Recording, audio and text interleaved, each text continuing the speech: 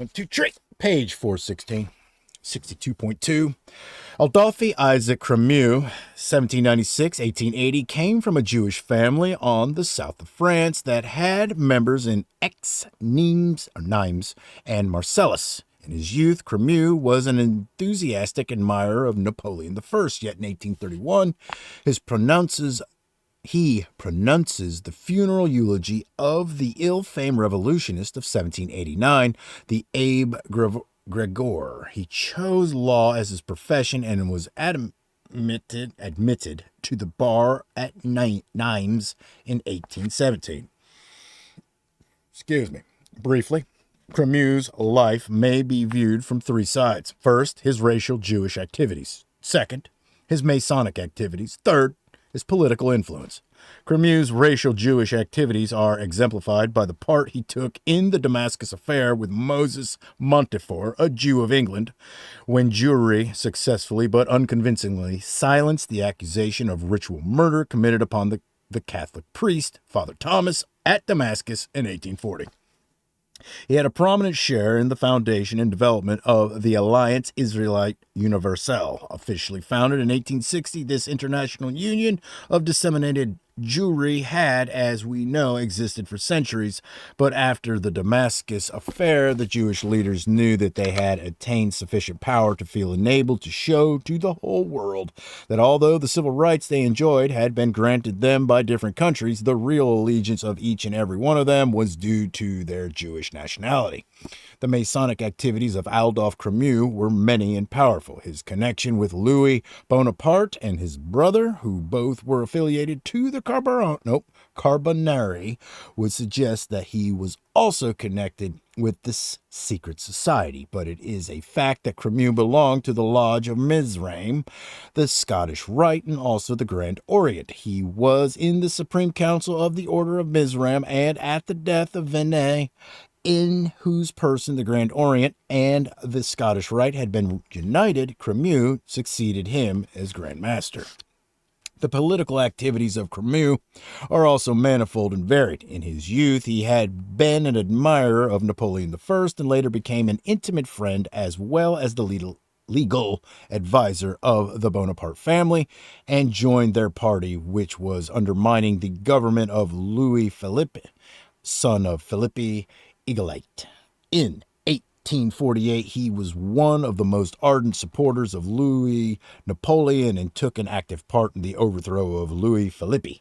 He had been one of the foremost speakers in the association known as the Campagne des Banquets, which had done so much to promote the revolution of February 1848. He became a member of the provisional government and was appointed Minister of Justice. He strongly advocated the candidature of his friend Louis Napoleon for the post of President of the French Republic. Cremieux had hopes of being made chief executive under Louis Napoleon and thus play in France the same role which Disraeli played in England, that is, ruling the country from behind the scenes.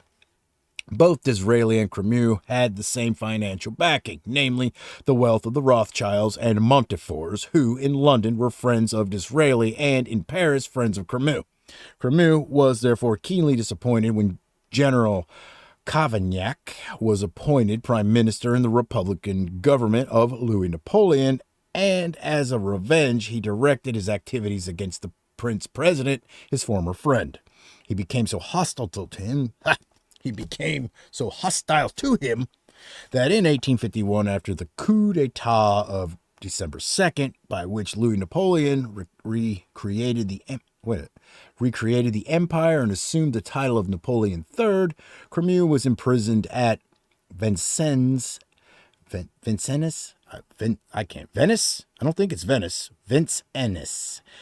And Mazas.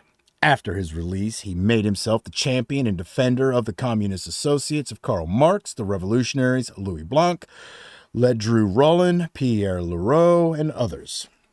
His untiring efforts were directed against the empire in general of Napoleon III in particular, and he consorted with all the emperor's enemies, among them Maurice Gillet, the author of The Dialogue Between Machiavelli and Montesquieu.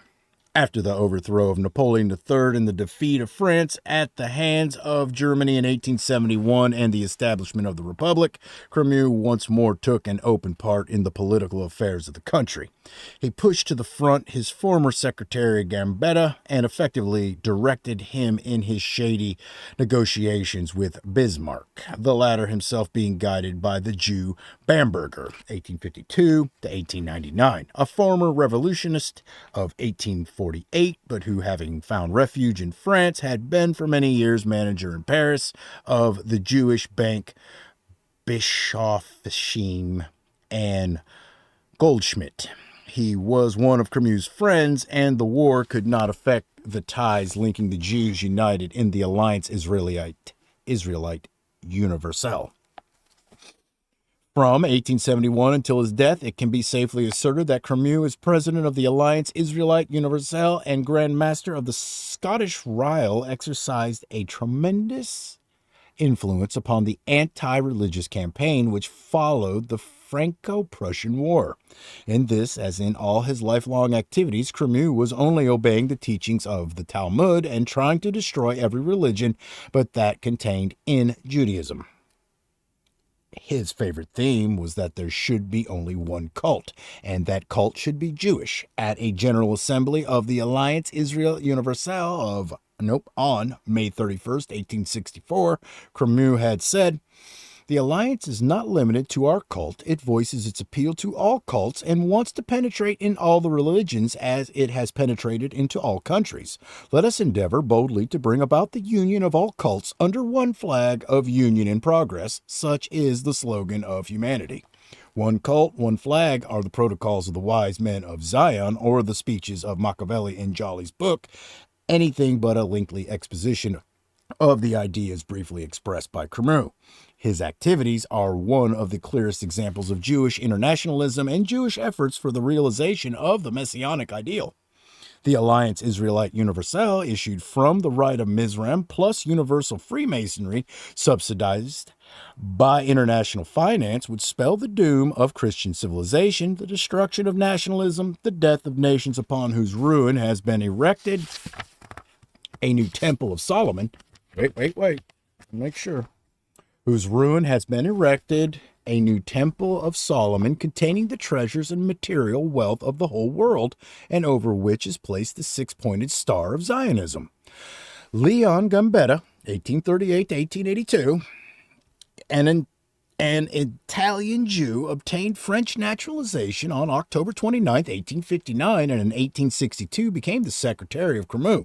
He was a deputy in 1869, dictator of national defense, head of the War Office, and minister of the Interior after the Commune of 1870, and dictator again after the coup d'etat of the President of the Republic, Marshal McMahon